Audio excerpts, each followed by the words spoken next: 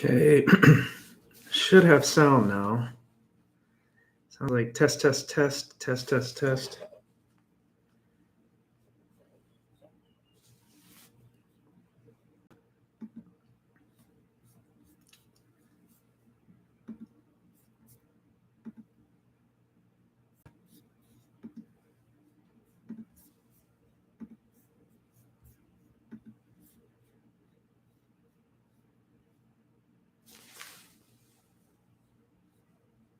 Test, test, test.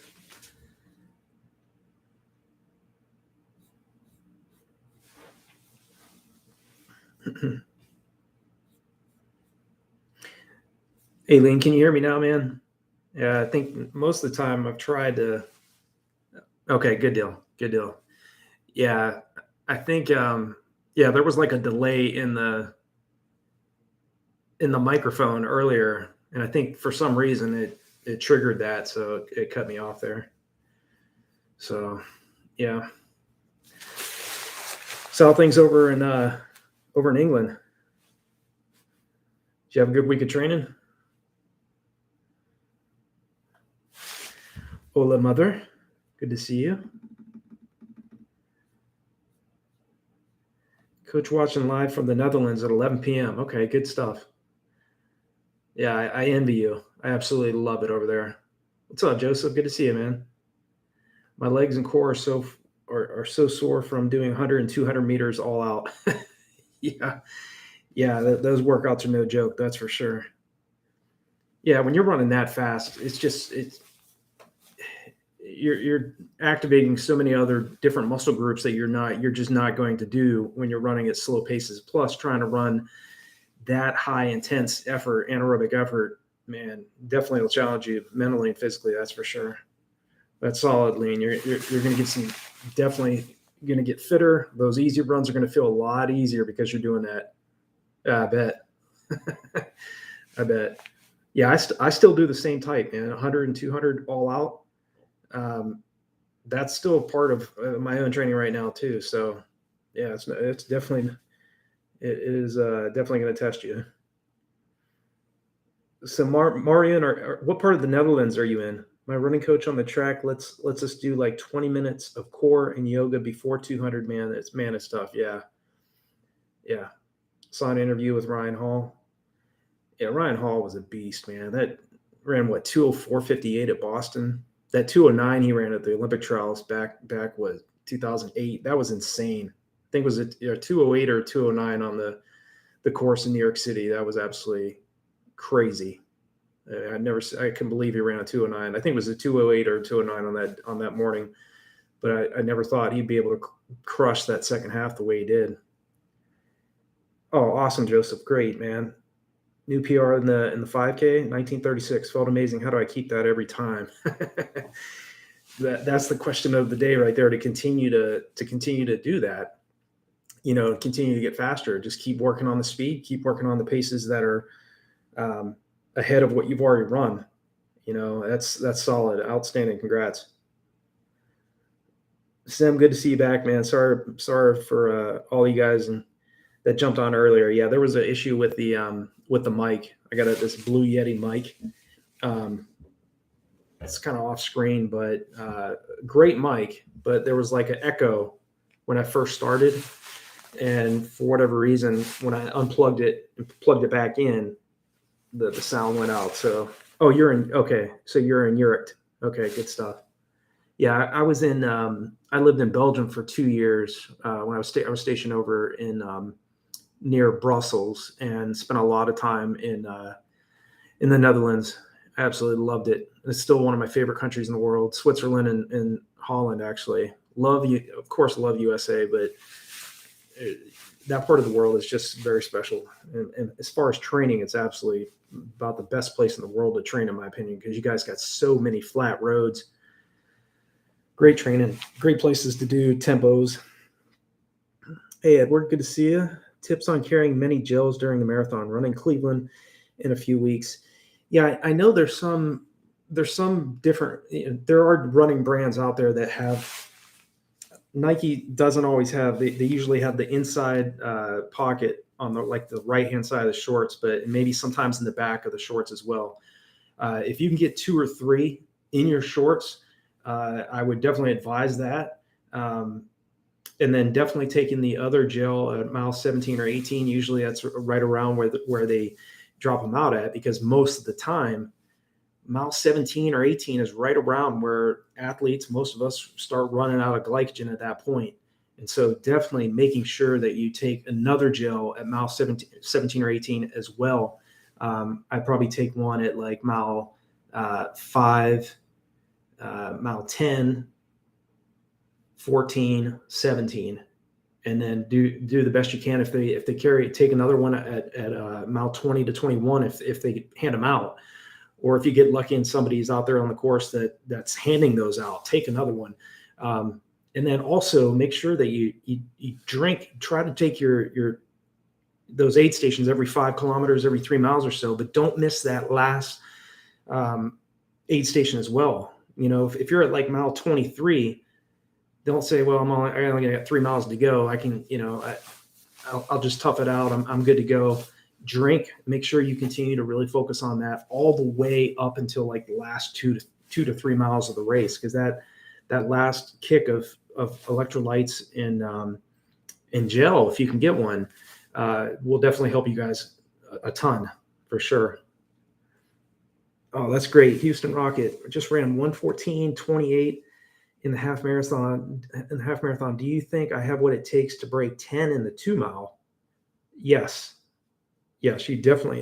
If you have that type of strength to run a 1:14 half, think of how much easier breaking 10 minutes for the 2 mile is going to feel. It's not going to be easy, but you have that, because you have that amount of stamina and you've built that strong amount of endurance. You're well ahead of your competitors, because again, you've built a strong aerobic base already, but you're also very strong anaerobically as well. Breaking 10 for the 2 mile obviously that's much more anaerobic compared to 1:14 for the half, but it's gonna. I think if you plan out your strategy of breaking 10, go out like 5:04, 5:05 the first 1600. Then come back with that 4:52, 4:55 range for the second 1600, you'll break it. Yeah, I definitely think you got a great shot at doing it. Just play it cool in the race. Be calm. You know, if you're leading into that, just know you're already in phenomenal shape. Remind yourself of that. You know, there's no sense in being stressed out, especially the morning of the race, because again, make the training, the training that you've done, make that the hardest part of the preparation. Hammer yourself in training. Take yourself to the limit mentally and physically in training, so that when you get to the race, you're not going to be as stressed out, because you've thrown everything at yourself in training. And now you get an opportunity to be out there with athletes that are at your level or better than you, that can push you and get you to faster times. Yeah, you definitely have it. Okay, Sam, good to hear. I'm glad you guys can hear me for sure. I know it's stupid, but I'm a heavy smoker. Can't stop smoking and can't stop running. Any advice besides quit smoking? You know,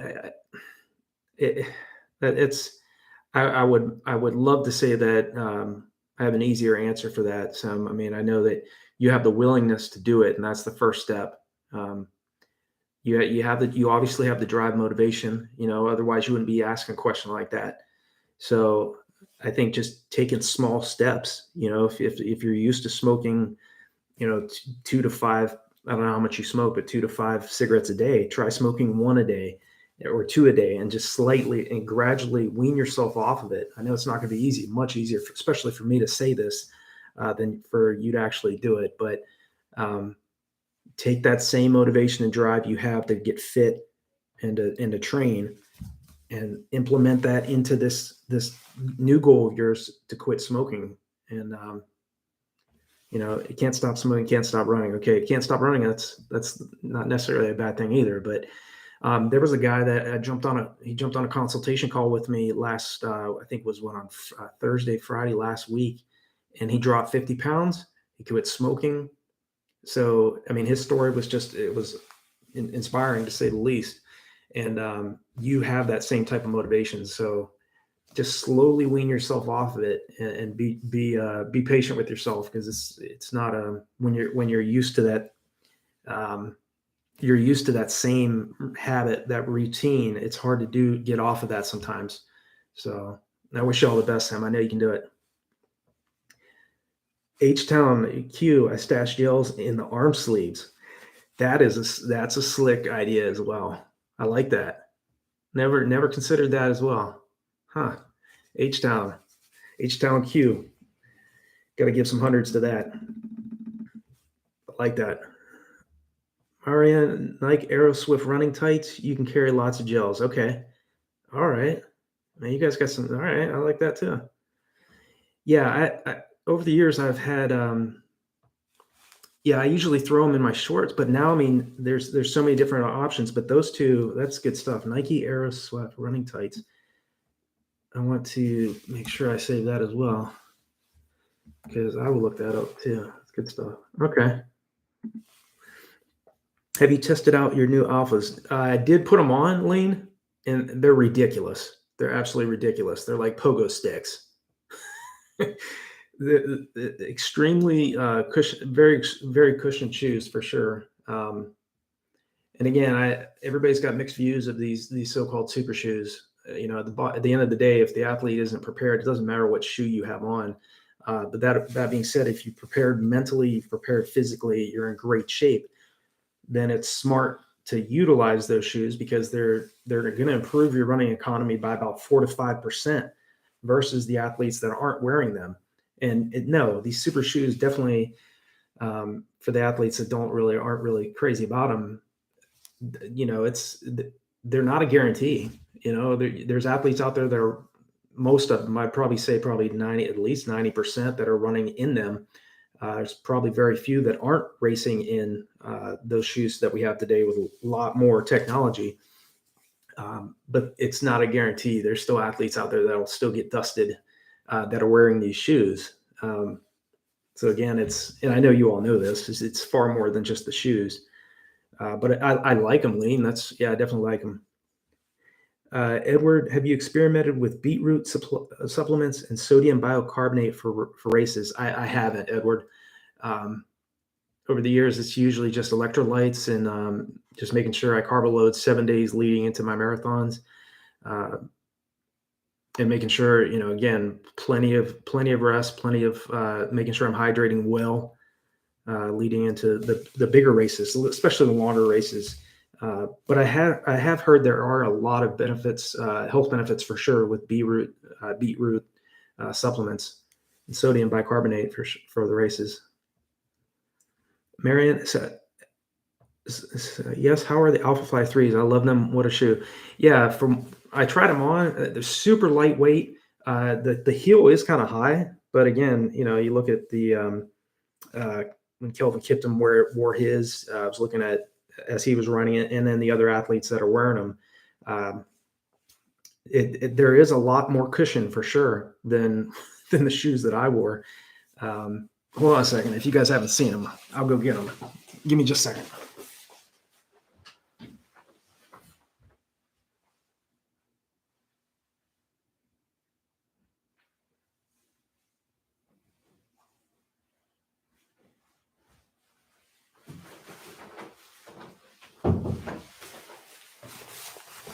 All right, so these were the shoes I wore when I ran 219. So as you guys can see, there is like literally no cushion whatsoever in these shoes. I mean, I've had these forever, but these were the ones I wore. And to go from those to these bad boys, this is ridiculous. You guys see the difference here. I mean, these things they're falling apart now. You see, like, I've had them for so long now, but I've kept them for just a reminder. But you see the difference in the heel. It's so much thicker with these shoes versus this. So again, you can still run fast times with shoes that, are not super shoes. But for me not to wear shoes like this now, I think I would be doing myself a disservice. I don't know how much exactly. I definitely think the athletes that are wearing them, if they're in great shape and they're prepared to race fast, they're going to be several minutes faster than the athletes that are wearing regular shoes that I was wearing back in the day. So, Yusuf, hello, coach. Hope you're good. I have a 10-kilometer race in 4 weeks. I'm in the end of my buildup. When do I do my last hard session, and how to taper for the 10K? Yeah, I would probably do your last really hard session about 2 weeks out from the 10K. I would do a 10-day taper, even for a 10K. And not necessarily a 10-day taper. Actually, you don't even really need to do for a 10K. It's totally different. I mean, if it's a half marathon or a marathon, I would focus more on a 10-day. But for a 10K, maybe a 3 to 4 day taper going into your 10K. So at least you're not taxed, you're not fatigued going into the race. But I think doing some repeat 800s, some repeat 400s, just some quick, fast reps, just to keep your legs feeling snappy, and just reminding your legs of what you're training them to do, I think is a good plan. And say, let's see here, and your race is in 4 weeks. I'm in the end of my buildup. When do I do my? Yeah, that's what I would be focusing on. The last 2 weeks, 2 weeks out should be your like really last hard session, and then the rest as you lead into that, the final last 2 weeks, just should be just some maintenance workouts. Nothing crazy, nothing really super high in volume, but just to maintain your fitness and maintain your speed. Recently I pushed back too much with double threshold. Now I'm trying to not to go run. I'm going mountain biking instead. Yeah, mostly climbing at threshold heart rate. I'm running it 6 days a week, and every year getting worse. Okay. Yesterday run first ultra not race, feels massive development of first year of competitive running. 11 months ago, start to prep for my very first half marathon. What kind of distance would you? Okay, let me make sure. I think I have. Okay, yeah, Sam. I think the double threshold training. Yeah, doing too much of that definitely will tax any athlete. Doing it maybe if you've already built a strong foundation of aerobic mileage and you've started doing some speed sessions. I think doing double threshold training maybe like once a month. Rather than doing it like once every week or once every 2 weeks. I think for athletes is better. And again, the fitter you get, the better you can handle it. But again, too much of anything is not necessarily always a great thing. So it's good that you're at least noticing that, and you're also and that's smart what you're saying, mountain biking instead, kind of mixing it up, taking the stress away from just running all the time. And doing some other activities. Yeah, you're smart, man. You're doing the right thing. Philip, what's my 5K potential if I'm able to run an all-out mile in 5:13? Good question. Let me let's see what we got here.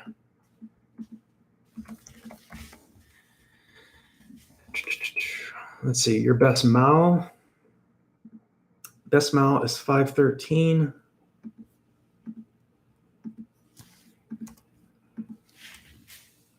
So your potential for a, let's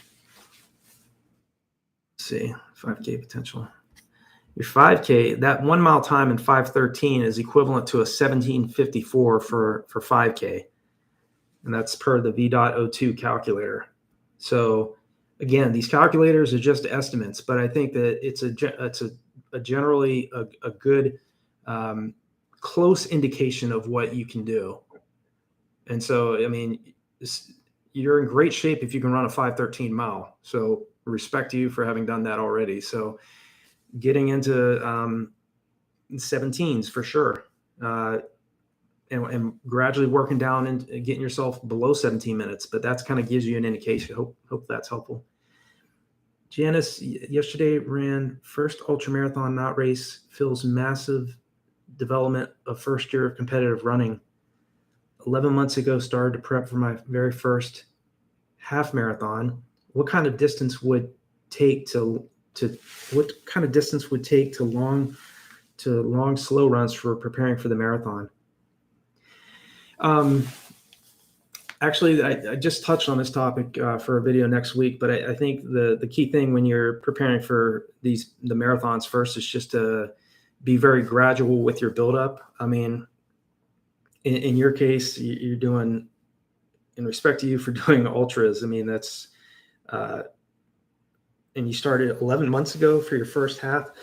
But I think for the marathon, again, it's really in the half marathon, just building up and being patient with your build up, starting off maybe 5 to 6 miles and then moving it to 8 miles and then moving to 11 and then to 12, 15, 17, 22 miles. Just have a steady progression, be patient with the build up, because again, it's going to, like, for any of us, doesn't matter if you're, what type of shape you're in, we all have to start somewhere, and it's difficult at first, so I think for the marathon, if you can work your way up to anywhere from 18 to 23 miles, I think that's kind of the sweet spot in my own opinion for the marathon distance. I don't think really going further than 24 is really going to help you any more. And in some cases, some athletes can do very, very well at the marathon distance doing like 16 to 17. Okay. But again, it depends on the overall goal of the athlete. If you're trying to break 2 hours and 30 minutes or sub 3 hours, even sub 5 hours or 6 hours, it doesn't matter. You still have to be very patient with that build up. But I do think that doing like 30 miles or 27 or 28 miles, going a little further than the marathon distance, doesn't always guarantee you a faster marathon time. So, but I wish you the best in your build up. You're asking some great questions there. Hey, Matthew, current PB is 1820. Okay, I'm looking to get down to 1730 by July, May, June, July. Okay, so we got 2 months now. Can you recommend a workout to confirm when I'm ready to go for it? 6 times 1K off of, okay. Yeah, I got you. Okay, so you're 1820, wanted to go 1730.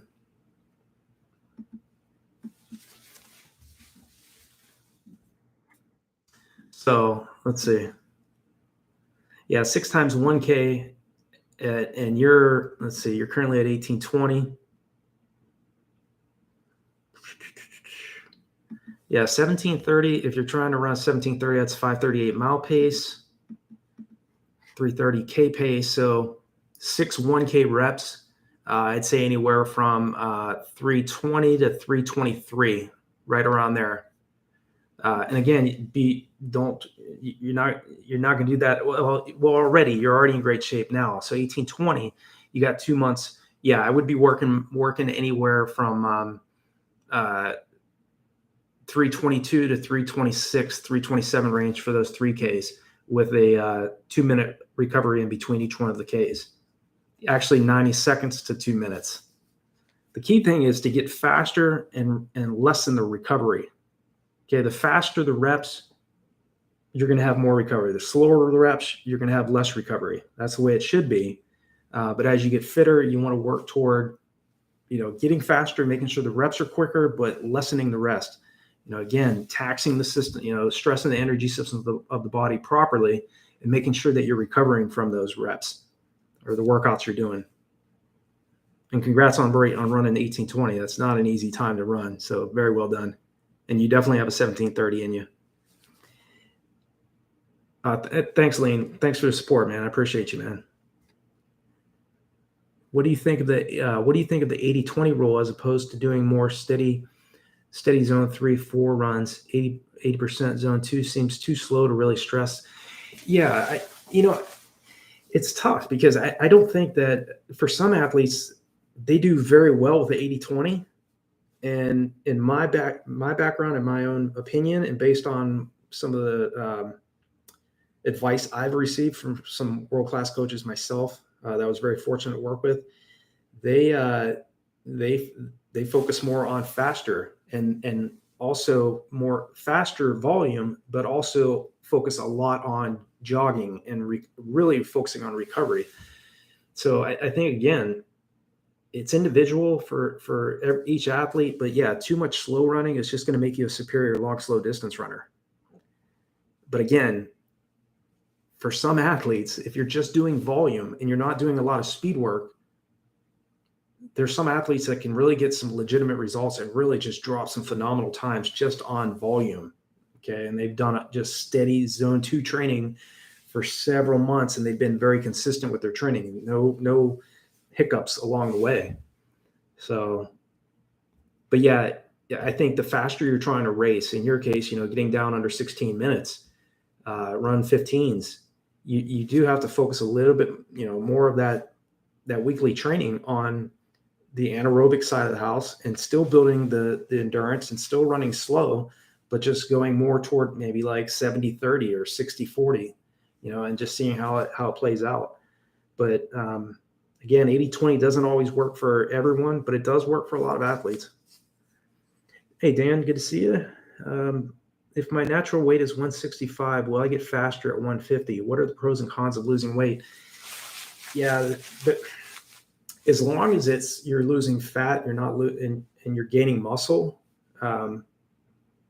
you're in a better position. Again, if you're focusing on strength training, you're focusing on you're doing your long runs, you're running faster long runs, you're alternating and following the next week, running easy and relaxed and recovering and making sure you're doing all the other things correctly. Your natural weight is going to balance itself out the fitter you get anyways. But going from 165 to 150 doesn't always guarantee you better results. I mean, sometimes, but again, if you're going from 165 and that was, and you were like 20% body fat, and you got down to 150 and you're like 5 to 7% body fat, but you're mostly muscle, and you've lost the weight, but you've lost the fat, and you've put on some muscle there. Yeah, I think that that's definitely a pro.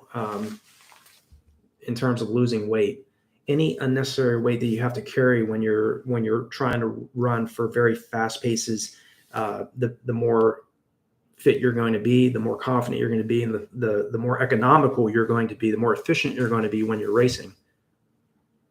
So let's see, Mujulin Raju, my 10K race performance has become stagnant this year compared to last year. Currently stuck at 39:30. I used to do 1K repeats and 800 repeats for speed workouts. Long runs, 23K. How do I get to sub 38? A lot of times it could be a lot of different reasons why you're feeling the way you are. You're feeling stuck. How much time have you taken off? Have you actually given yourself a break?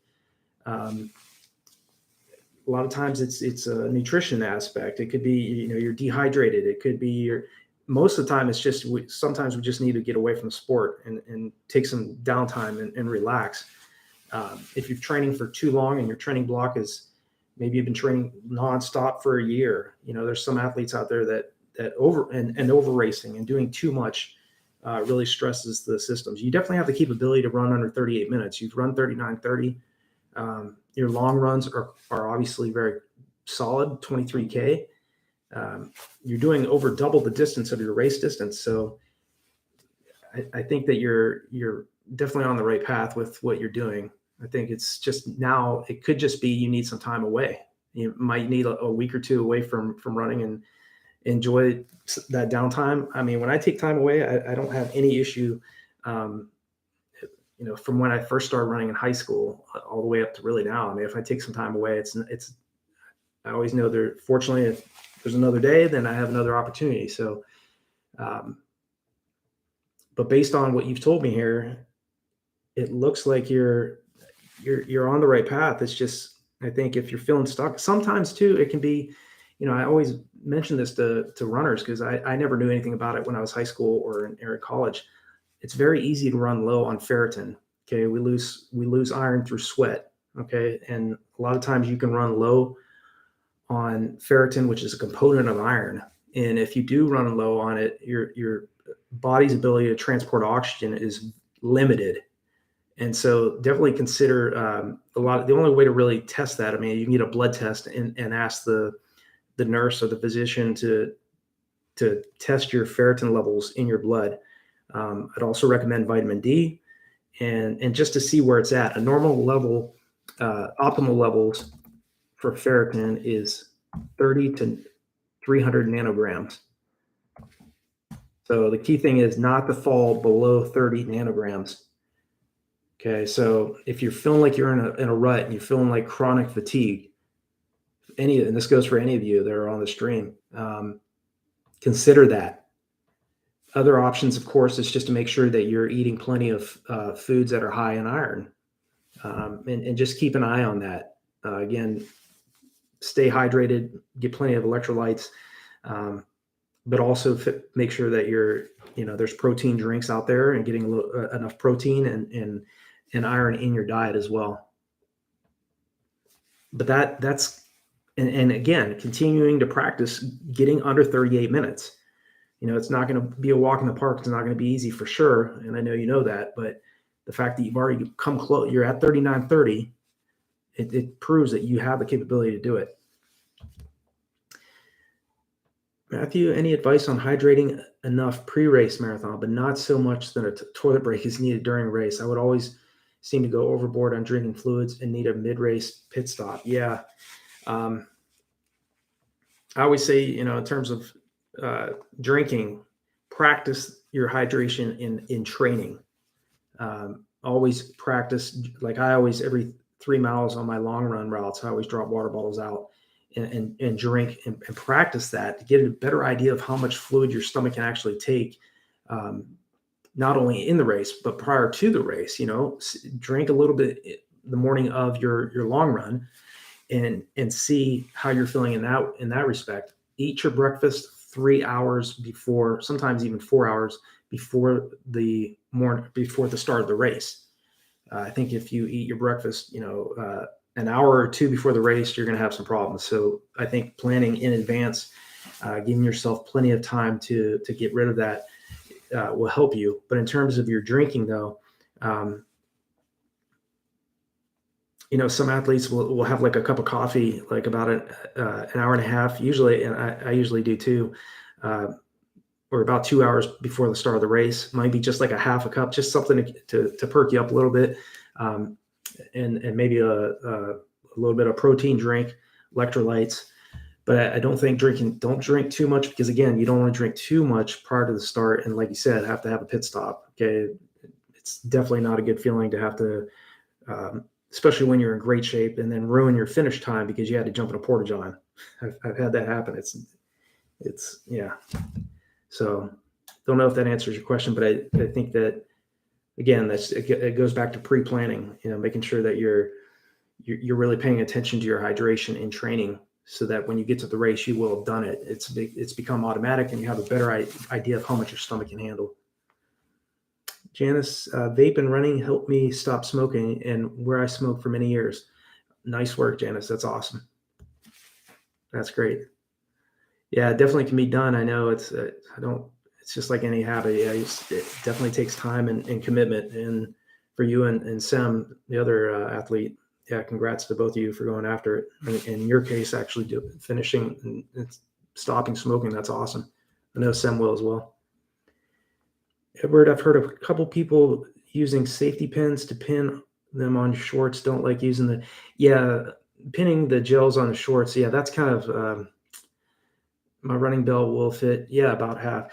Yeah, pinning them on your shorts I don't think is a good idea, because it'd be one thing if you were just on an easy long run, or if you were on a faster long run or whatever, but it wouldn't be an issue to stop for a few seconds and then, take the gels off. But when you're racing, you want to minimize the additional hassle of having to deal with something like that. So yeah, I definitely would not recommend pinning gels on the shorts.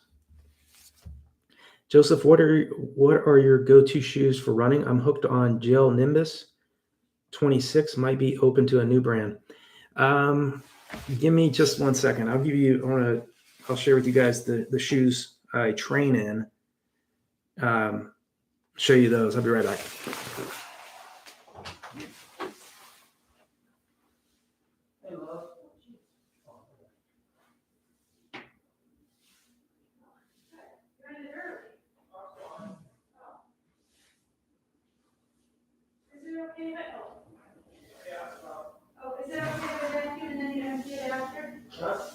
Huh?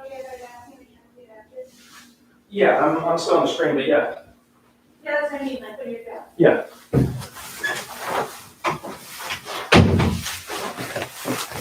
Okay, these are the shoes that I train in for, I think it was Joseph who was asking about the Nimbus. Gel Nimbus are definitely great shoes too.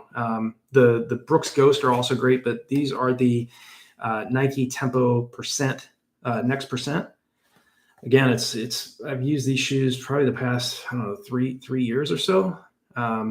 Great cushion, super lightweight, but not so lightweight. It's not like a racing shoe. Actually, you could race in these, but these are the shoes that I wear for training. Definitely recommend them. But yeah, it's the Nike Tempo Percent. That's the name of the shoe. So, all right, in my opinion, super shoes save the legs a lot. Even more important for me than the running economy ever work out for me. Yeah, that's another thing for athletes that have not considered getting the shoes. Depends. There's Alpha Flies. These are the Vapor Flies. These are the Alpha Fly 3s. But that's another huge benefit from what I've researched. I mean, again, I haven't raced in these. I haven't even run in these yet. But I have heard that another huge benefit is the recovery. You're able to recover from much faster from not only races but the workouts you're doing. So that's good to hear, Marianne. Hopefully, I'm not butchering your pronunciation. Marion. Good stuff though. H-Town Q 7-day carb load. Approximately how many grams per day leading into race day? Yeah, it's getting a little bit more into specifics. I don't really have a perfect perfect answer for that. I just think that for me, it's just focusing on getting plenty of pasta, the specific amount of grams each day. I've really never focused as heavily on that. But I did focus, on just making sure I'm getting plenty of carbs that full week, not just the night before. The night before is still important, but it's, what you're eating the several days leading into a big race, longer race for sure. Even if it's a track race, still the same. I mean, you still want to make sure you have plenty of glycogen storage for sure. Lean, do your old racing shoes bend? Is there any sort of technology in them? No, actually they bend a little bit, but again, I wore these in 2007 when I ran 2:19 at the 2007 California International Marathon. And again, there's so little cushion on these. These are actually 3K 5K racing shoes. So yeah, they bend a little bit, but again, they're falling apart now because I've had them so long. But again, there's not much support at all with these. These are better fitted. These are better suited for like a 1,500 meter on the track or a 5K on the roads or on the track. Not a marathon. I still can't believe I dropped sub 220 in these. Kenji, thanks, coach. I run 10 kilometers today, 32:15. Wow, nice job. Become 314 per kilometer. Can I drop 314 per pace to 3 kilometer pace in 6 months? I mean, it's a big ask, but it's not impossible. I mean, again, I don't place any limits on athletes. I never place them on myself. I think that if the athlete's driven enough and is willing to put in the work for a long enough period of time, the sky's the limit. You're already extremely competitive. You can run a 32:15 10K.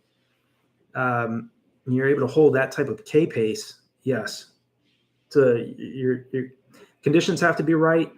You have to have the right competition, of course, but you're well on your way. Thomas, I ran 4:30:54 on a 2,300 foot downhill course, and I'm running Chicago this fall. I'm not sure how, but you're my new coach to break 4 minutes. Good stuff. I need a brother in arms to coach me to the highest 25%. Well done dropping 4:30. And picking Chicago is definitely a great choice. Chicago, but the only thing with Chicago, the only downside with Chicago is you just never know what you're going to get with that with that race. If you land a perfect day, light wind, 40 to 45 degrees at the start, 50 degrees, around that range, you're good to go. But if it's super windy or it's super hot, humid, but again, smart move. I definitely know you have the potential to run 3:59, 59 or faster. You definitely do. And very well done dropping 4:30. That's you're in great shape. You have the drive, you have the motivation to do it. So why not go sub 4? I like it. Ismail, I have a race in 2 weeks. I run today, my last long run, and my legs were a bit heavy, and it was hard to keep my marathon pace in my long run.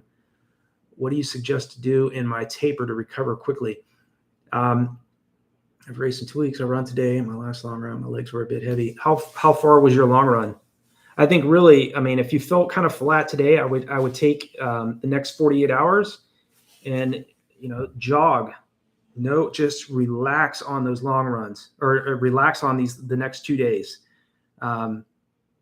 Again, doing more is less sometimes. Doing more in the last few weeks of a marathon, especially last 10 days, doing more is not always the best. So again, and it's hard to taper. It's hard to, a lot of athletes think they're getting out of shape when they start dropping volume and intensity.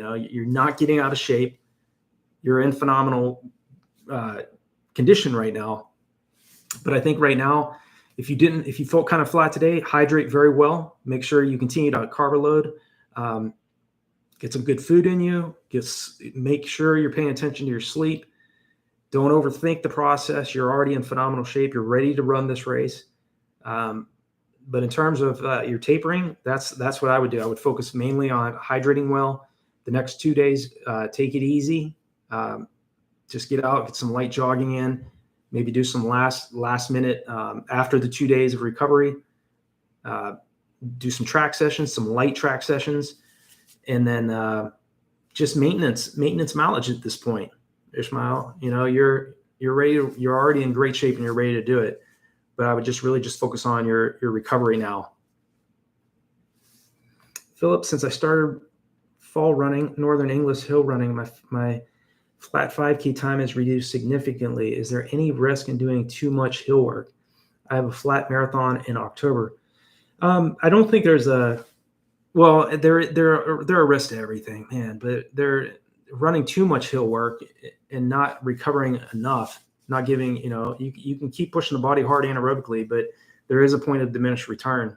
And if you're in an area where there's just lots of hills, you just have to you're going to have to go off of feeling and how you feel. If today is the easy day, then just run the hills, but run over the hillier terrain, but just take it much easier than you normally would. You have a nice time frame here. Not your marathon isn't until October, so you do have plenty of time to really devote and focus on getting faster, building that endurance and stamina. And so I like the fact that your marathon isn't until October. That's good. And you're in England. Okay, England hill running. And it's awesome too. Your 5K time has reduced significantly. That's great to hear. And I'm sure having trained so much on hills has helped you as well. But that's what I would do, in terms of hill work. Just keep an eye on how you're feeling. If you feel like you're chronically fatigued, definitely make sure to back off and don't run too fast too soon, and don't do too much too often. I don't know if that helps, but hopefully it does. Oh man, I'm trying to be patient with me, folks. I'm trying to keep up with the questions here. H-Town, let's see.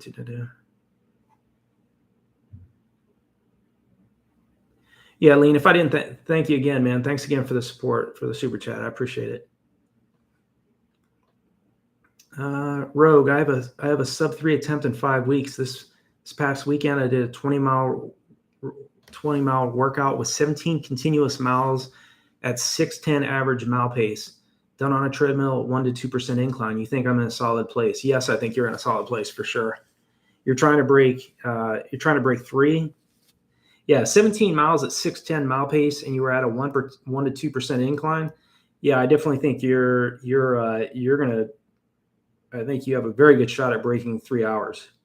That's the type, for those of you that are trying to break that 3 hour. You do want to get to that type of fitness. You want to get to that point where you can do 17 miles at 40 seconds plus faster than goal race pace, and getting out to 17, around 15 to 17, and doing it at that intensity. That's a good indication that you have a very good shot at breaking 3. A lot of other things go into it, of course, but at that point, when you're in that type of fitness, proper taper, proper nutrition, you're definitely on your way to doing it. Nice work. Super Trebo, good to see you, man. How's it going, Run Dream? I've been running, trying to run 4 to 5 times a week, more volume, but notice been getting shin splints a lot more often. Any advice how to get rid of shin splints? Should I do more cross training? Yeah, again, be very strategic in your build up. Don't try to if you try to do too much volume too soon, you at times lead into something like things like this. Shin splints, all you can really do, and I've had them once in my career, it was enough. But icing, for sure. Take some styrofoam cups, put them in your freezer, and that way you can just peel around the cup as it melts. Use that to massage your shins. Warm the shins prior to the start of your workouts, and then ice after you're done. A mixture of both warmth and ice will help as well. But you can cross train instead of, take that impact off your shins as best you can. I also recommend pool running. If you have access to a pool, get in the deep end of a pool and just act like you're running in the deep end of the pool. You can wear a flotation device. It's much easier if you do that. But if you want to make it much harder, you have to pump your arms and pump your legs and keep yourself above the water. But that water pressure definitely acts on the body, and but what's nice about it is there's no impact on the ligaments and tendons of the body, and especially on the shin, that will help as well. AAQ, what to focus on the last 30 days of a marathon prep? Last 30 days, I would do my last hard long run, 30 days out from a marathon, 4 weeks out. And then, again, just focusing at that point, when you're less than 30 days out from your marathon, you want to continue to keep your volume high up until keep your volume and intensity going all the way up until 10 days out from your marathon. Don't let up on that. Still focus on your recovery, but keep your volume high and keep your intensity high. A lot of the top coaches that coach me, a lot of them continue to focus on higher intensity, higher volume. And then once we started getting close to 10 days out from the goal race, that's when we drop significantly, about 50% to 60% when you're 10 days out, and then another 20 to 25% the day or the week after that. So again, it's just maintenance work. Continue to do, if you're 30 days out, for me, it might be like a 20 miler, 4 weeks out, 16 miler, 3 weeks out. And then it'd be like 12 miles, 2 weeks out, and then hardly anything leading into the marathon. So hope that helps.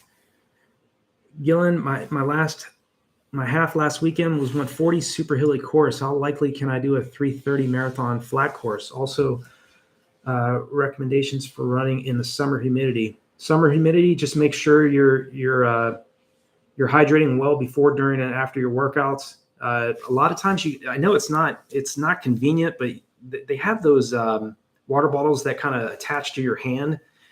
You can do your long runs, or you can do your tempo runs and get used to running at faster paces. Holding that, it's nice because it's attached to your hand, but you can focus on drinking as well. You've run a 140 half, and that, let me look that up. Let me see what that is equivalent to. 140 half is equivalent to a 3:27:54 marathon. So the fact, and again, it's guesstimate, but it's a good indication of a general indication of what you're capable of for the full marathon. And you did that 140 on a super hilly course too. So you mentioned as well. So yeah, I think you're on your way to doing this. Hey, John, coach, I have a 10K this week and a 10K 2 weeks after. How should I taper for this week and the 10K race 2 weeks after? I would do your 5K coming up this week. Let's see, Monday, Tuesday, Wednesday, Thursday. I would do your last track session on Wednesday. If the race Thursday, Friday, Saturday, if the race is on Saturday, I would do your last track session on either Tuesday or Wednesday. Maybe like just 8 400s, 6 to 8 400s. Just a maintenance workout, just one last push of the body. Nothing super crazy, but doing some 400s, doing some repeat 300s maybe, leading into your 10K, and then 2 to 3 days leading into the 10K.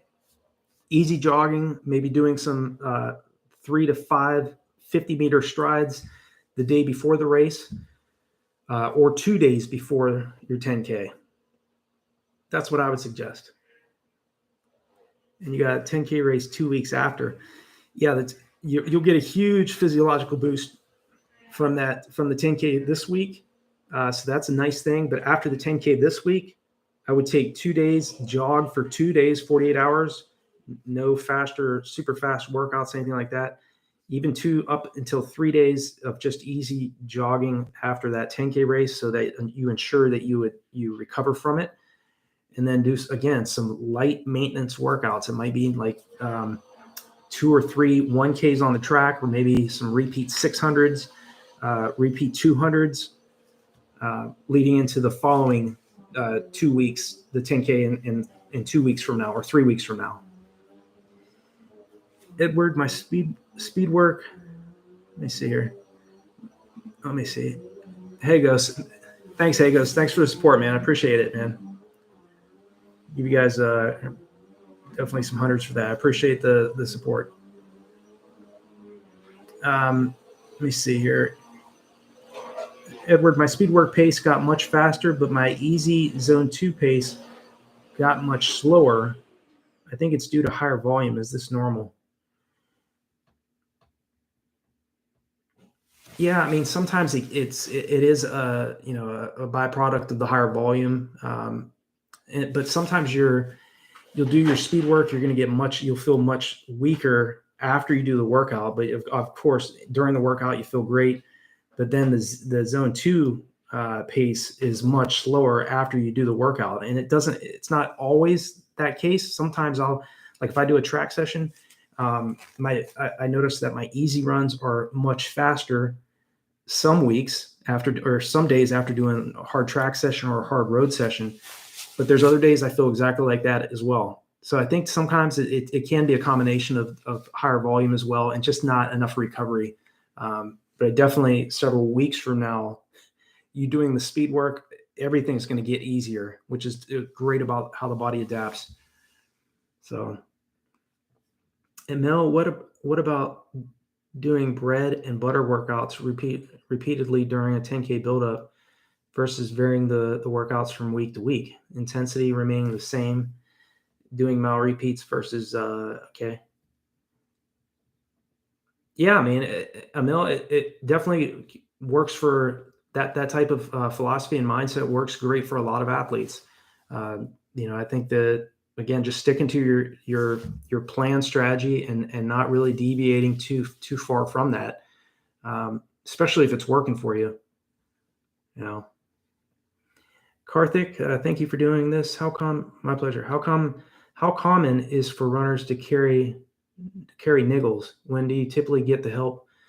Yeah. I think, again, you have to keep an eye on how you all are feeling in training. I know I do. If you feel like I have had issues with very tight calves over the years, and I've had to continually go in and get dry needling done. It's much like acupuncture. They'll stick needles in about 5 or 6 needles in the calf, and they'll move it in the right spot that's real tight, and it loosens up. I mean, it kind of like just burst a balloon sort of in your the real tight area of your calf. And I haven't found anything to date that beats it. I've tried mesotherapy. I've tried ultrasound trying to get rid of tight calves. Of course, mixture of warmth and icing helps. But the quickest way I found to recover from that, and it goes if you have tight shoulders or tight, quads, whatever it is, consider getting dry needling done. Don't know if that answers your question, but yeah, but when do you typically get the help? You get the help with the physical therapist as soon as you can. Don't wait on it, and don't continue to train on any type of injury, because it's not worth it. I mean, it's just running. There's times where the best thing you can do is just prop your feet up, take a week off. I mean, you're not going to lose any fitness in 7 days off. Not 7 days, 2 weeks, you're going to lose a little bit, but you're going to feel a little awkward coming back, if you take a full week of training off. But it's okay to take some time off if you need it, So, Sam, which one is better for half marathons? 2015 threshold and do 200-meter reps separate, or 20 minutes threshold and 5 minutes above the threshold 2 times a week? Let me read which one is better for half marathon. 20 minutes, 20 to 15 threshold, and do 200-meter reps separate, or 20 minutes of threshold and 5 minutes above the threshold 2 times a week. I wouldn't do it 2 times a week. I would do it once per week. If I'm doing threshold training, again, depends on the fitness level of the athlete. There are times where I've done double threshold training where I would do like a 20 to 30 minute threshold run in the morning, and maybe doing some 200s or repeat 1600 meter reps in the PM. But in most cases, doing a 20 minutes of threshold and then 5 minutes above threshold, that's a solid workout for sure. But I wouldn't do it 2 times a week. I would do that once per week, especially if I was just gradually getting fitter and building my fitness. Because double threshold training, I don't know that answers your question, Sam, but double threshold is extremely tough on the body, both physically and mentally, and you really have to be prepared to do it. Hey, Elliot, when you talk about adding pace to the long runs, what would that actually look like? Like an example of that workout, should I just build my long run distance for the first 4 weeks of the program? Yes. If you got a training program, I would definitely not do varied pace long runs until you've built a strong aerobic base. You've built several weeks. 4 weeks is solid. 4 to 8 weeks. And most of the times, you don't just jump into doing these types. So yeah, when I talk about varied pace long runs, I mean, you have to have you have to be in generally strong aerobic and anaerobic shape to do these types of workouts. They're very strenuous. They're very tough on the body. It takes sometimes 2 to 3 days to recover from these types of long runs. So that's why I always say alternate it. Make sure that you're jogging. Like example for me, like I would do leading into going into the 2007 Sim Marathon, I was doing 20 milers, some examples of 20 milers at under 6 minute mile pace, but every 4th mile of my 20 miler, I would run a 452 to 455 mile. It would be a sub 5 minute mile every 4th mile. Okay. And then it might be like a 2 mile warm up, a mile at 545. 4th mile would be 452, 455 range. Then I would go maybe, 4 miles at like 620 pace, drop another 452. So it would be every 4th mile. So again, it depends on, it's what's nice about it is you can mix it up. Okay. It doesn't just have to be, very pace, like, changing every mile or every kilometer at a faster pace. It could be a steady state run, but I think that just running slow every weekend, it definitely has its place in terms of building your endurance. But again, the faster you're trying to race, you got to get that race pace to feel easier. So you have to spend some time running at very aggressive paces during the long runs, but make sure you have some jogging portions, and then running at a threshold effort, running a tempo effort, which is about 10 to 15 seconds slower than anaerobic threshold. So again, you're just mixing up the pace, but always follow that following long run easy. Like I would go from running 20 miles at like 5:30 to 5:45 mile pace one week, and then the following week would be 8-minute mile pace. Okay, so when I say easy, relax, make sure you're slowing down, make sure you're adapting to that. So, Mujlin, what's the most effective threshold workout for 10 kilometers to 10 miles distance? Suggest a few. Also, we will definitely get my blood tested to check the ferritin as per your advice. Yeah, and again, I'm not a physician, so I'm not making medical advice, but I'm just saying from my own background and having studied and listened to a lot of Dr. Joe Vihill's advice too. That's what he says. He mentioned that in his presentation on YouTube, Vihillosophy. I've shared that here on the streams as well, but you can find it. And he talks right at the very end of his presentation. It's probably like the last 2 minutes of his presentation, Vihillosophy. He mentions that he always monitors his athletes' ferritin levels. So yeah, definitely keep that in mind. What's the most effective threshold workout for 10 kilometers to 10 miles? I like doing, it might be like 2 times, or like 10 times 1K on the roads, or 5 times 1K on the roads, where you're running 1K at goal race pace, 1K float, 1K at 5K race pace, 1K float, and then back to 1K at 10K race pace, 1K float. Doing those repeat Ks on the roads, I like those a lot. If you're training for a 10K, maybe like between 4 to 6 1K reps. If you're training for a 10 mile, it might be like 10 to 12 1K reps on the roads. I like doing those a lot. And also doing like the 1 minute hard, 1 minute easy, 1 minute hard, 1 minute easy. I really like that a lot. And doing that for 40 to 50 minutes. I trained with a guy named Gilbert Ruto when I was living in Canton, Ohio. And Gilbert was a 2:08 marathoner. At the time when I was in college, he had to have been close to 50 years old. And he liked running for 1 hour, running 1 minute hard. And the 1 minute hard when I was running with him was probably like 450 to 5-minute mile pace. The 1 minute easy was probably about 6-minute mile pace. And I could only hold for him at that time when I was in college for about 35 to 40 minutes. And he just kept going. But again, every athlete's different in terms of workouts, but I like that type of stuff. I like those fartlek work sessions as well. Let's see. I'm curious Matt, that's amazing. The shoes you ran 2:19 in are old school racing flats. I used to race in those too. I'm curious what your half marathon PB was and the difference in pace you can expect to translate to goal marathon time. Yeah, I ran my half PR of 107.06 in these as well. Okay, I ran that in September of 2007, a long time ago. A couple months leading into December in the 2007 California International Marathon, which was held in December. But yeah, I ran 107.06 in these as well. So, and let's see, difference in pace you can expect. It's from what I hear, it's pretty massive. I really don't know. I'm more of a believer in the hard work rather than the shoes. Of course, if you've done the work and you've put in the training, proper training, the shoes, these types of shoes have a huge impact on race performance. They're super cushioned. They do have the fly plate underneath here. Just the size of the heel on these shoes.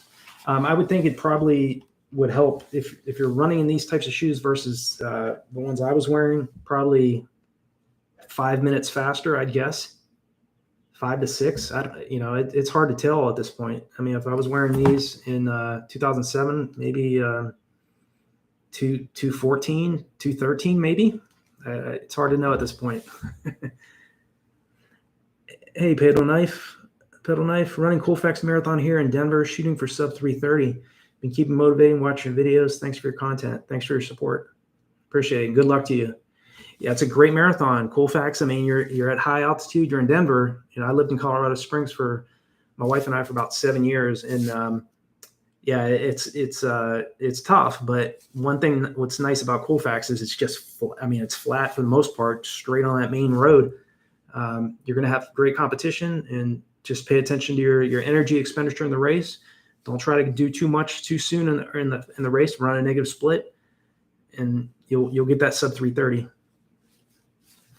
Hey, Marcel, do you wear compression socks for races? If so, before, during, and after? I definitely, I have in the past worn compression socks for recovery. I've worn them in races as well. Not often, but I have worn compression socks in races a few times in the past. Some 10Ks, some 10 milers. But I believe heavily in compression technology for recovery, especially for recovery.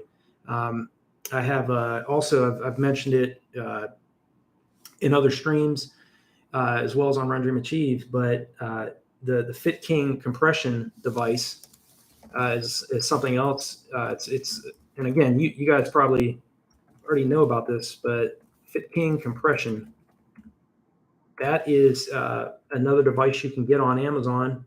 It's about $300 or so, 279, somewhere around there. It depends on how the prices fluctuate, but those will definitely help you a lot with recovering because they constrict the entire leg, and you can program it for 20 minutes, 25, 30 minutes. It's absolutely phenomenal.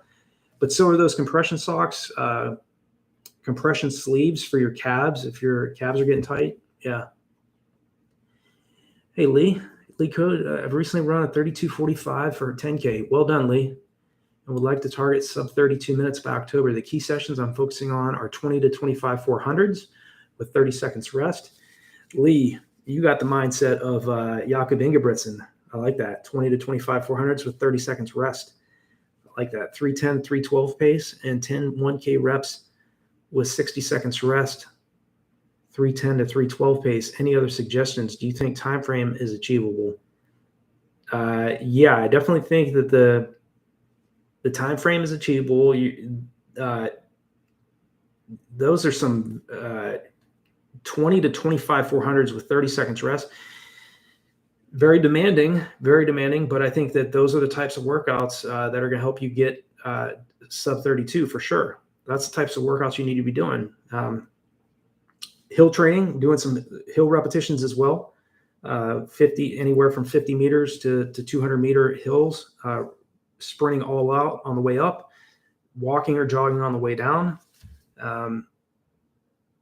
Again, do a short tape, have a taper in there about 4 days leading into the 10K. Make sure that you have some recovery time in there, and run a negative split in the race. I wouldn't go out any faster than about 16:15 through that first 5K, and then try to run, in your case, 16:50, you're trying to break 32. That'd be an aggressive second half, but yeah, 32, I'd say about 16:10 through the first 5K, and then try to come back in about 15:45 range. That'll give you that 31:55 or so. Edward, will a lot of walking, 10 to 15,000 steps, affect my marathon taper? I feel walking helps me digest while carb loading. No, I mean, it can't hurt you. Again, you want to go into a marathon taper feeling refreshed and not overly fatigued. And again, if you feel like it's helping you out, you feel more relaxed going in your race, definitely do so. Definitely. Tyler, hey, I stopped by a while ago, and you gave advice on my 800 update as I went from 212 to 205 last race. I just want to say thanks and keep it up. Awesome job, Tyler. That's great to hear. Well done. 212 to 205. You're on pace to sub twos on the way. Let's see, Jaron. Hey, coach, I ran a 140 half marathon last November. Is it possible to break a sub 120 in 6 months? What key workouts should I focus on?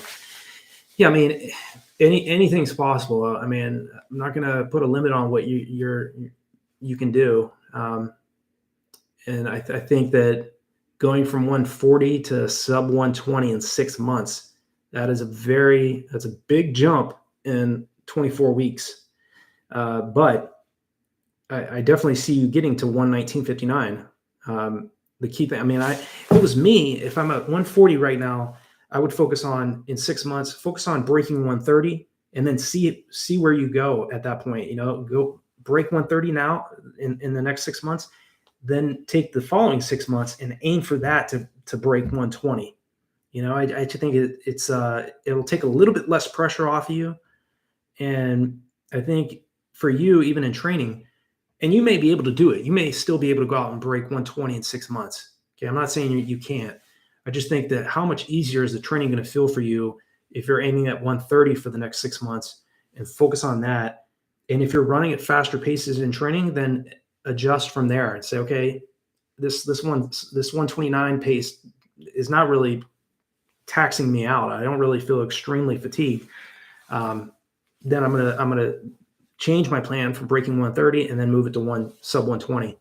Keep me posted. Leave a comment on the channel anytime, and I definitely want to hear how your build-up went. And thanks again, Hey Ghost. Thanks for your support, man. What would you D-Thought, hey coach, what would you suggest as far as the total amount of nutrition and fluids to take in during the entire marathon? Great question. I think that the mistake I made earlier with marathoning is I wasn't paying enough attention to this. Your question here. I thought I could run 26.2 miles and just take in a few Dixie cups of fluid, maybe take a gel in. If you have that type of mindset, you can be in great, phenomenal anaerobic shape, aerobic shape, do everything right in training. But if you're not taking in enough fluids and gels in these races, especially the marathon, it will ruin your time. I think for most athletes, you should be taking a gel, about 4 to 5 gels throughout the race. Make sure that you're definitely taking in fluids every 5 kilometers or every 3 miles. Usually they have those water stations. Don't pass up any aid stations, even in the last 5K. Stop at the aid, or you don't necessarily have to stop. In some cases, it's even smarter for athletes.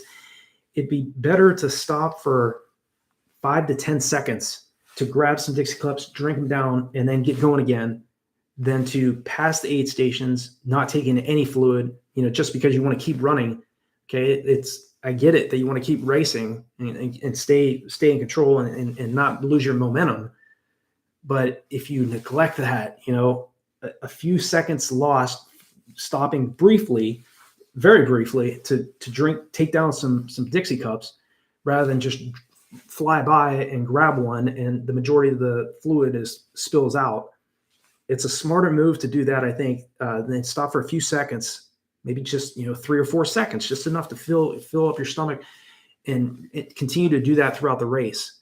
That, I think, is a smarter move than passing the aid stations or just running by them and grabbing a cup and the majority of the contents being spilled out.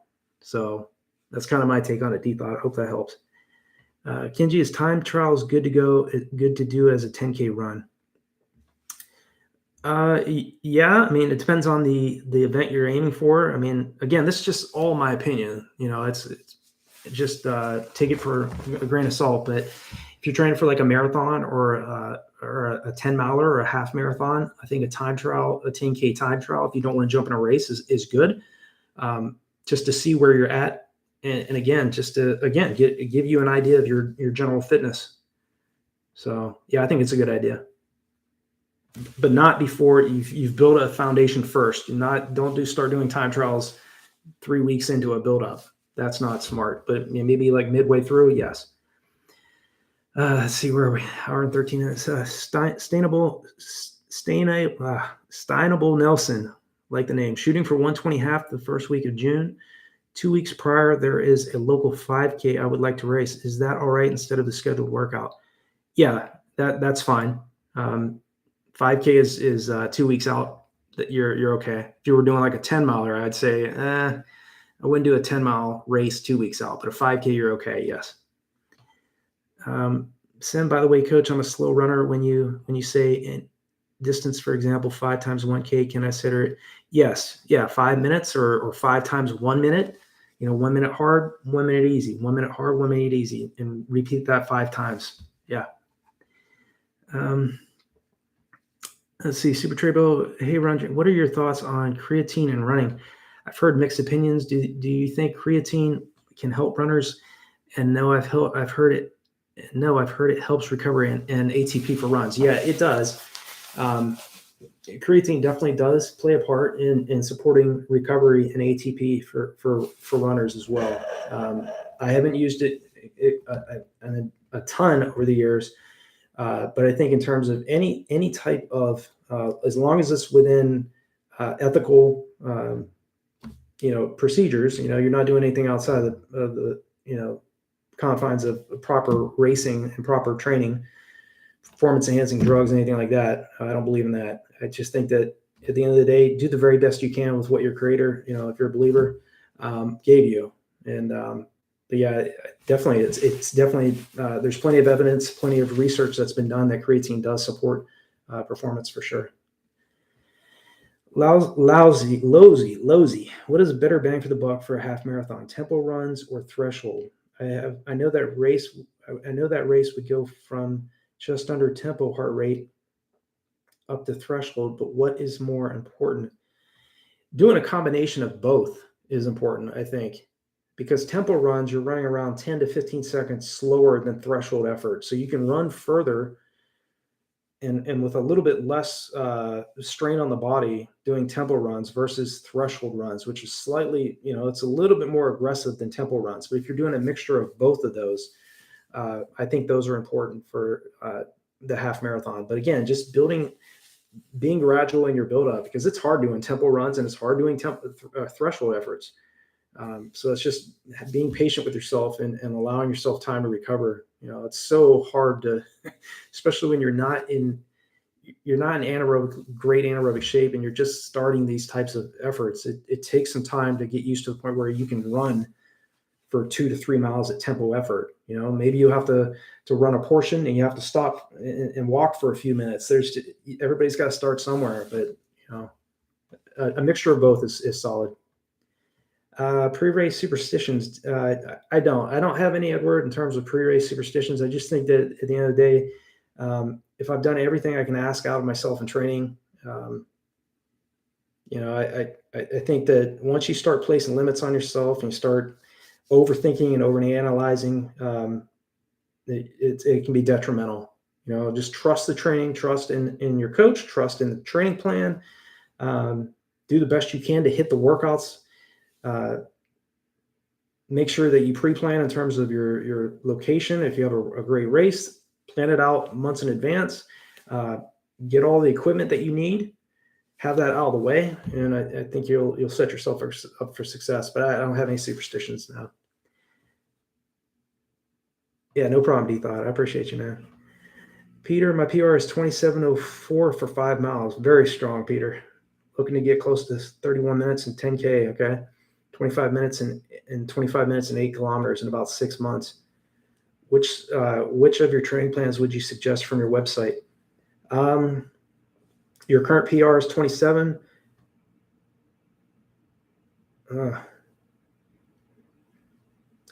Yeah, 26 minutes. Getting between 25 and 26 minutes for the 5 mile, just to give you, happy medium in there. I think, I have 31-minute 10K plans, a 30-minute, 31 to 32-minute 10K plans in that range that you're looking for as well. I do have 8-kilometer training plans as well, as well as 25 minutes. So if those are the times you're really wanting to go after, the longer the build up, the better. Okay, so if you're training for a 5 mile, 16 to 20 weeks, and the 10K, the same. If you're trying to do it in 8 to 12, again, you still can get in great shape and you still probably could get legitimate fitness in 8 to 12 weeks. But again, longer build up is better. You have more time to prepare. You're less stressed. You're less rushed. And that's what I would suggest, Peter. And very well done, man. Dropping 27:04, you're on your way, man. That is a competitive time. You got the fitness and you have the mindset to do it. sub 4 project. I really want to break 15 next year in the 5K, but I'm a 17-minute guy. Can you recommend a training plan for me? So right now you're already highly competitive. You're at 17 minutes. Breaking 15 is not going to be easy, as you know already. But if it was me and I was at 17 minutes, I would aim for 16 minutes first. Try to get to 16, not try. Eventually you're going to get to 16 minutes. Focus on 16 minutes first, and then move after maybe if you focus on a 16-minute plan. Again, 16, if you're training for 5K, yeah, 16 weeks is what I would aim for if it was a 5K. I would aim for the 16-minute 5K plan. And then after you've focused on those types of workouts, you may surprise yourself. I think that going from 17 minutes to sub 15 or to 15 minutes and change, that is definitely in your capability for sure. But that's what I would suggest. And great job being already at 17 minutes. There are a lot of athletes out there who are trying to run that quick. They're trying to get in the 17 minutes for 5K, and you've already done it. So well done. H-Town Q, on coach's advice on stopping at aid station. Listen to him for the last marathon on this one. I found the change in paces also helped my legs from not being still at one pace. There you go. Yeah, changing up the paces. I mean, it's that long run, those very paced long runs, without a doubt, is the hardest workout I've done throughout my career, at least since 2007 when I started doing that. I didn't do it, and I started running marathons 2002. From 2002 to 2007, I never had implemented that type of strategy. And just again, reading books and learning from my coaches at the time. And when I was, when you're being coached by a Boston Marathon champion, you have different types of strategies that aren't normally talked about in open. At least the way she said it, she's like, hey, if you're trying to run under 2 hours and 22 minutes, you've run 51 minutes for 10 miles, but your marathons right now is just 243, just 243. Again, this is, Lisa, she was a 228 marathoner, one Boston, one Chicago twice. She says, we need to start running these long runs at faster paces. And that was the tactic, really, in addition to doing very, very fast speed sessions. When you're living, and I was doing repeat 1600 reps, 442 to 445 at 6,400 feet, doing repeat 3 times 3,200 meters, around 950 to 955 with a 4-minute recovery at 6,400 feet. Again, it's a mixture of running very fast, running much faster than the goal pace, but also paying attention to all the other factors, this proper sleep, mindset, recovery, a lot of these things, it's all these things packed into one. But what he's saying, H-Town's saying, is changing up the paces for sure will help you. If you've done everything correctly, the race pace is still going to feel tough, but again, it's going to feel more manageable. All right, guys, I think I'm gonna head out here. Let me see. I want to make sure I don't miss anybody. Hey, Roberto. Hey, coach, 248 marathon, 119 half at 44 years old. Respect. Great job. No injuries. Any advice to keep evolving as a middle-aged runner? Thanks and congrats on all the great videos. You're welcome, Sub 4 Project. Well done, Roberto. That's 248 marathon and 119 at 44. Yeah, that's phenomenal. I think more than anything, it's just, I'm preaching the choir to you. Okay. I know you're obviously highly successful yourself already. I just think the mindset and just keeping the enjoyment for the sport, continuing to attack the workouts, paying attention to your nutrition and paying attention to your recovery for sure. Because again, you're 44, I'm 47. Sometimes I need a little bit more recovery after doing, tempo runs or track sessions. And I'm just getting used to getting back into that. Again, I'm not discussing what races or things I have in mind. It's just I'm of the mindset that I have to. I'm not going to be posting on social media and things like that. The only social media I've really focused on is just YouTube. I'm not on Instagram or Facebook or any of that, and not to disrespect or think of anything less of Strava and all these other sites. But at the end of the day, I have to focus 100% on the workouts. And in your case, the same way. It's just stick to the basics. Continue to focus on training below race pace, the types of paces that you're aiming for. Like maybe now it's going after a 2:42 marathon, or maybe going after sub 1:16 for the half, and continuing to train at those goal paces that you've set for yourself and being consistent with that. You're doing everything right already, man. I don't know how much more I can really add to what you've already done. That's impressive, man. There's guys, 20, 30-year-olds that are trying to run those types of times. So respect to you, man. Patrick, any suggestions for anything to do 4 weeks before a 5K race? Ran 16:09 2 weeks ago. I'm getting close to sub 16 5K. I've broken 33, but haven't managed sub 16 yet.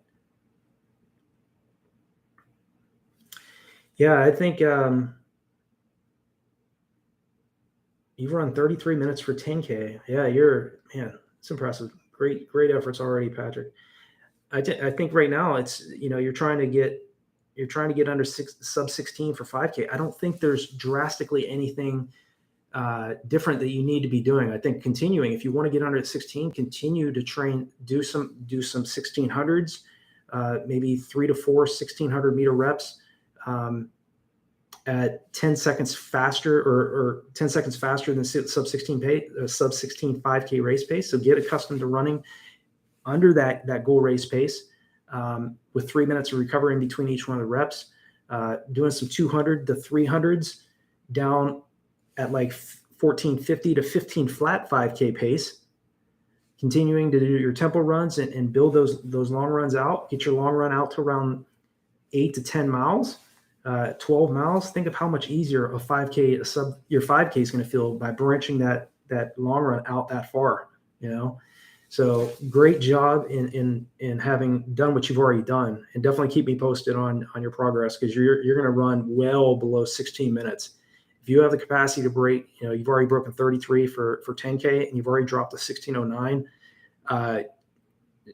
These types of races, you can be a 16:09 5K athlete one day, and the next a 15:10 guy.